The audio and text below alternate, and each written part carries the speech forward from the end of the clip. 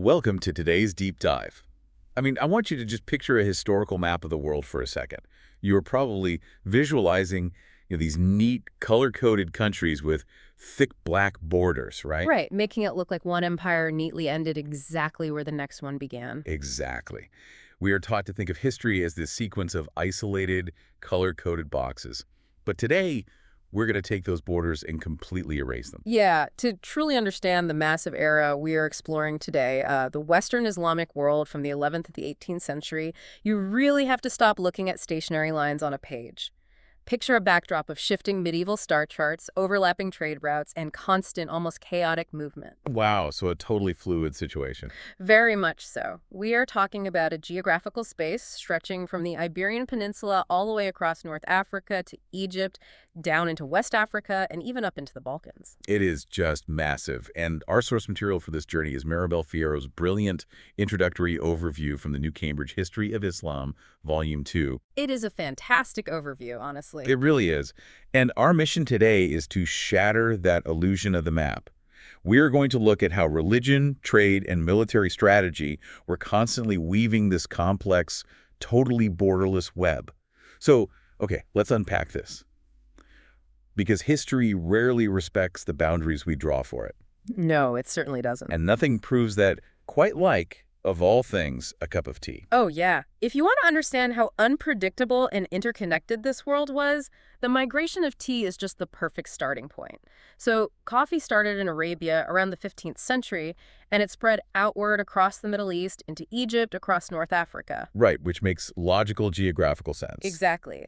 But tea, which had been a staple in the Chinese Empire for centuries, well, it did not just drift westward into neighboring Islamic empires like you would think. Yeah, you would naturally assume it just moved from China straight across the border into Iran and then over to the Ottomans. That just seems like the most obvious route. You would think so. But what's fascinating here is the geographical leapfrogging. Tea was actually not introduced into Iran until the 17th century, and it took a massive detour to get there. Wait, a massive detour. Where did it go? It went from China up into Russia, of all places. Russia eventually served as the channel to bring tea into Turkey. And get this, that didn't happen until the 19th century. The 19th century? That is so late. It really is. And from Turkey, it finally trickled down into the Fertile Crescent, Egypt, and the Arabian Peninsula. So it just completely bypasses its immediate neighbors to take this massive northern detour. But the source material notes the absolute wildest detail about this. Oh, the Maghreb connection? Yes. The Far Maghreb, meaning Morocco and the Saharan regions, actually got tea way earlier in the 18th century. Yeah. And they didn't get it from the east, they got it from the west. Right. Enterprising British traders brought it to them from Western Europe after the Dutch had sailed it practically all the way around the world. Which is just crazy to think about. Well, we have to look at the mechanics of why that actually happened. Tea could not just casually stroll across the Asian continent. Overland routes were incredibly brutal geographically. Oh, sure. Mountains, deserts, all of that. Exactly. And they were heavily taxed by whatever local powers controlled the roads. Plus, they were incredibly vulnerable to hostile raids. It was actually cheaper, safer, and faster for Dutch maritime merchants to load tons of tea onto ships. And just sail it entirely around the globe to Europe. Yes, and then have British traders sell it back across the Mediterranean into North Africa. It is exactly like a global supply chain today. The complex interplay of economic markets, political alliances, and maritime technology dictated movement much more than physical proximity ever did. It really did. A commodity from China reaches the Sahara via London and Amsterdam before it even reaches Turkey from Iran. It just blows my mind. It is pretty wild. This panoramic view of the diffusion of tea perfectly illustrates how highly permeable these borders actually were. Commodities and the people trading them just ignored the boundaries that emperors claimed to control. The world was being knit together by logistics. Precisely. Logistics over physical geography. But this permeability was not just about moving tea leaves or coffee beans, right? When you have trade routes overlapping like this, you don't just import goods, you import people, languages, and ideas. Oh, absolutely. And that brings us to the actual humans living in these lands. Right, because we are talking about massive, diverse populations coming under unified Islamic rule. And I really want to understand how this constant mixing affected their identities. Like, who were these people? Well, it fundamentally shifted who they were through this gradual but really profound demographic process. By the 11th century, across places like Syria, Egypt, North Africa, and al-Andalus, Muslims were just becoming the demographic majority. Or had recently become the majority. Yeah, right. These regions were transitioning from being new Muslim societies, where Muslims were basically a ruling minority, to old Muslim societies. And the cultural landscape totally transformed right along with them. And you see that demographic shift most obviously in the language, don't you? You really do. Arabic became the absolute anchor of this new world. I mean, Latin and Romance languages just evaporated in al-Andalus. Wow, just evaporated. Pretty much. And in Egypt, the indigenous Coptic language was reduced purely to liturgical use by the 13th century. Arabic basically became the universal operating system for administration, law, and high culture. I love that phrasing, the universal operating system. But the creation of a dominant culture often comes at the expense of pre-existing ones. And this transition involves some pretty intense friction, didn't it? It definitely did. The source highlights 14th century Egypt, where the Mamlūk government actually confiscated the endowed properties of the local Christian churches. The wafs, right. I'm going to pause on that because the mechanism is crucial.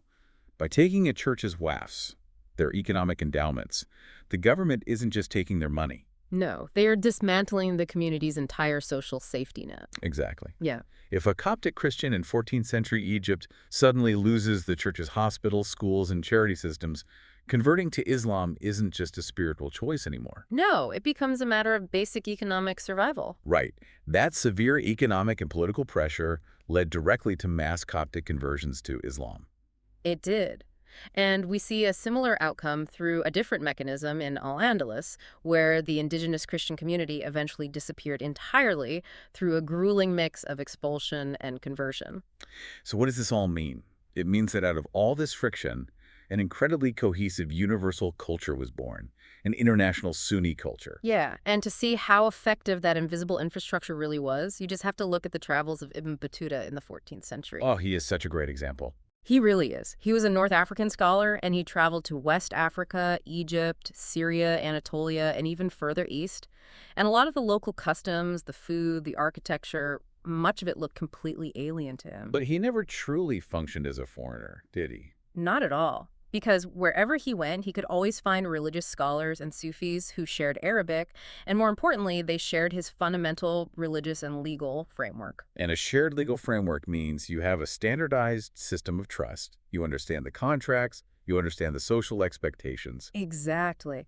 That shared international culture was incredibly valuable to the people actually trying to rule this massive, diverse space. I imagine so. Ruling a population that spans from the Atlantic Ocean to the Euphrates River requires a lot more than just a big army. It requires absolute, unquestionable legitimacy. Yeah, it really does. You needed a rock-solid brand. You needed the masses to believe you actually had the divine right to sit on the throne, which explains those fierce competing claims to the title of caliph. Oh, the branding wars were intense. The source details the Fatimids, who ruled as Ismaili caliphs over this vast area from Tunisia to Syria for almost 3 centuries. And they went to some pretty extreme lengths to prove their legitimacy, right? They really did. When they eventually made Cairo their capital, they literally dug up the bodies of their dead caliphs and brought them all the way from North Africa just to be buried in Cairo. Wow. Just carrying the bodies across the desert. That is a monumental physical display of their genealogical legitimacy. It was. They were physically planting their ancestral roots into new soil to visually prove their right to rule. It's basically the medieval equivalent of establishing a flagship corporate headquarters and putting the founder's original desk right there in the lobby. Right. Like, we have the ancestors, therefore we have the right. That's a great way to look at it. And Saladin understood the power of that branding perfectly. When he came to power in the late 12th century, as an Ayyubid and a Sunni, he systematically crushed the Fatimid Caliphate. Right, and how did he signal that shift? Because he didn't dig up bodies, did he? No, he used a different kind of branding. To visually and politically signal the shift, in 1171, he had the name of the Abbasid Caliph pronounced in the mosques of Cairo for the first time in over 200 years. Wow. So he didn't just conquer territory, he restored the old brand of Sunni legitimacy to cement his own rule over the population. Exactly. You could not just hold the territory, you had to own the intellectual property of divine right. Just like the Saudis in Morocco, who used their Sharifian descent, meaning their direct bloodline back to the Prophet's family, to justify their rule. Yep, or how Ottoman sultans would reinforce their own universal sovereignty simply by declaring the rival Safavid Shahs in Iran to be heretics. Delegitimize your neighbor to legitimize yourself. It is a classic move. It really is. And if we connect this to the bigger picture, this battle for titles bled right across the supposedly rigid borders into Christendom. Oh, this is fascinating. Tell me about this. Well, when the Habsburg ruler Charles V was elected Holy Roman Emperor in 1519, the Ottoman Sultan Suleiman, I immediately ramped up his claim to the title of caliph to match him. Oh, wow. Complete geopolitical mirroring. Yes, it highlights this undeniable Islamo-Christian civilization right at the borders. They were locked in a fierce rivalry, yes, but they were speaking the exact same language of power and universal authority. That makes so much sense. But, a lofty title is just a title until someone tries to take it from you by force. Very true. To back up these claims of universal rule, these empires needed unprecedented military machines. And the source text points out a really surprising shift in who was actually doing the fighting. We see a massive transformation in the ethnic composition of the military. We really do. Early on, the Fatimids used a Berber tribe, the Kutama, to conquer Egypt. The combination of tribal muscle and charismatic religious leadership was just the classic recipe for a new dynasty. Right. But as time went on, the military landscape of the Near East was completely taken over by Turkish troops, which raises a really big question for me. If you have local Berber tribes who are already acclimated to the region and, already fighting for you, why make a massive pivot to importing and enslaving Turkish soldiers? What drove the creation of the Mamlūk system? It basically came down to cold, hard tactical realities. The warfare of the time was evolving rapidly. Berbers were formidable fighters, obviously, but they didn't excel in archery. Oh, okay. And the Turkish recruits, originating from the Eurasian steppes, were just incredible horsemen and absolutely unparalleled mounted archers. The Vanguard ruler Nur al-Din is actually reported to have said that only the arrows of the Turks were truly effective against the heavily armored Crusader armies, so it was fundamentally a technology upgrade. Exactly, a technology upgrade paired with a massive legal loophole. A legal loophole, how so? Well, Islamic law prohibited the enslavement of fellow Muslims. Berbers were nominally Muslim, so they could not be legally enslaved to serve the state. Okay, I see where this is going. Yeah. The Turks originated outside the Islamic world and were non-Muslims at the time of their capture, meaning they could be legally purchased, enslaved, and converted. Wow. This allowed for the creation of the Mamlūks, this elite, highly trained society of military slaves who were completely dependent on their masters, yet held incredible power. And it worked perfectly. Mamluk armies defeated the Crusaders and stopped the Mongol advance. They were basically the undisputed saviors of the region. But their greatest strength became their fatal flaw, didn't it? It did. The entire Mamluk identity, their social structure, their extreme pride, it was all inextricably tied to their mastery of horsemanship. Here's where it gets really interesting. Think about how hard it is today for, say, a legacy corporation to pivot to artificial intelligence because they are just too attached to their old way of doing business. Right. Now imagine asking an elite warrior society to abandon the very animal that gives them their social status. When gunpowder weapons like the early harquebus arrived, the Mamlūks completely rejected them. Yeah, they did. Because you simply could not fire an early, cumbersome, muzzle-loading musket from the back of a galloping horse. It's just physically impossible. Exactly. Adopting the gun would have meant dismounting. It would have meant dismantling their entire cavalry-based identity and fighting on foot like common infantry. So they basically chose cultural pride over technological adaptation. They did. And the consequence of that refusal was absolutely devastating.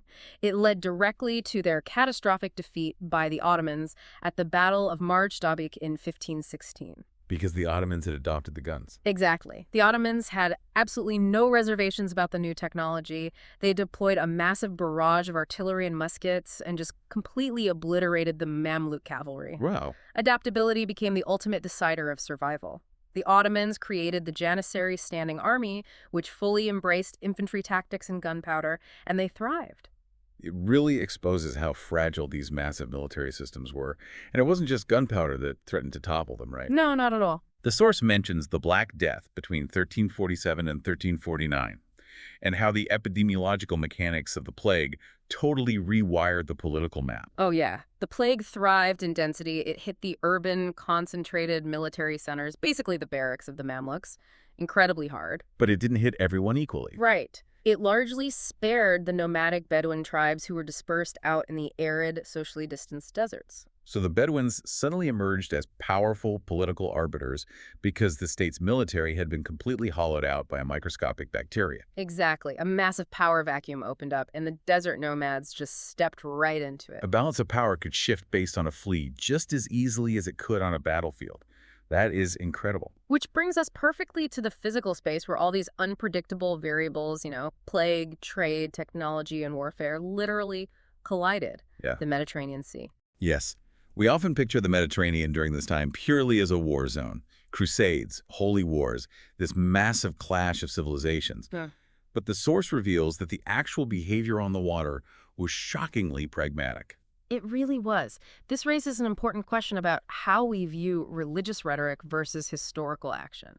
The concept of the Ghazi, the frontier warrior, is so central to this era. Right.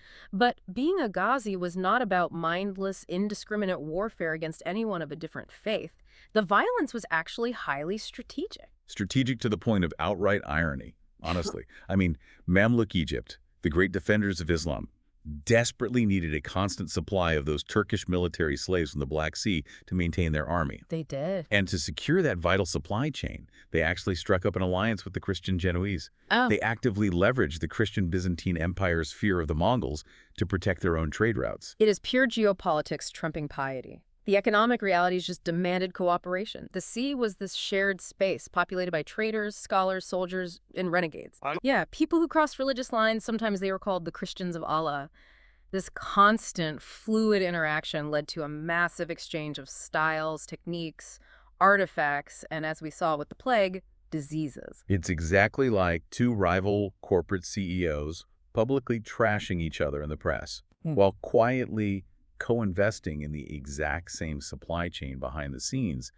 They were deeply structurally dependent on one another. They really were. Take Tunisia, for example. They had this important local industry producing chekias, which were a specific kind of hat that was culturally very significant. Okay. But to manufacture these hats, the Tunisian artisans relied entirely on raw materials imported from Christian Europe. Wow. So if the European merchants stop sailing, the Tunisian hat industry just completely collapses. Exactly. And we see that systemic vulnerability play out on a much larger scale in Egypt. Egypt had been this massive hub of wealth and trade for centuries. Right.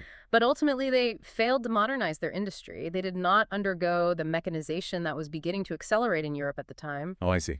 Because of that failure to adapt, Europe was eventually able to flood the local Islamic markets with mass-produced, low-priced goods, which heavily undercut the traditional economies. It is all so deeply interconnected, which brings us back to you listening to this today. We've taken you on quite a grand tour. We've seen how a single cup of tea traveling via London, the name of a caliph read during a Friday sermon, a Turkish bow and arrow, and a Genoese trade ship were all intricately connected gears in this sprawling geopolitical machine. They were all pieces of the same puzzle. Exactly. The borders between these empires, and even the supposedly impenetrable wall between Christendom and the Islamic world, were just infinitely more porous, pragmatic, and complicated than the neat black lines in a history book will ever admit. And if you want one final mind-bending detail from the sources to really mull over, consider the ambitions of the Moroccan Sultan Ahmad al-Mansur in the late 16th century. Oh, this is wild. It really is. He had just successfully completed some major military conquests south of the Sahara, and he looked at his battle-hardened troops who had proven they could fight and survive in intense, hot climates, and he came to a radical conclusion. He didn't look east toward the rest of the Islamic world, did he? No, he looked west. He believed his men were perfectly suited to cross the Atlantic Ocean. He actually attempted to form an alliance with England to conquer American territory together. Just imagine how entirely different world history would look today if he had actually succeeded. If the Atlantic Ocean had become a shared, overlapping Muslim-Christian frontier full of the exact same messy pragmatism, trade, and cultural exchange as the Mediterranean, it completely changes your perspective on what was possible. It really does make you wonder. We want to thank you for joining us on this deep dive. Next time you look at a map, whether it's from the 11th century or today, we encourage you to question those solid lines. because the real story is always in the movement happening right across them.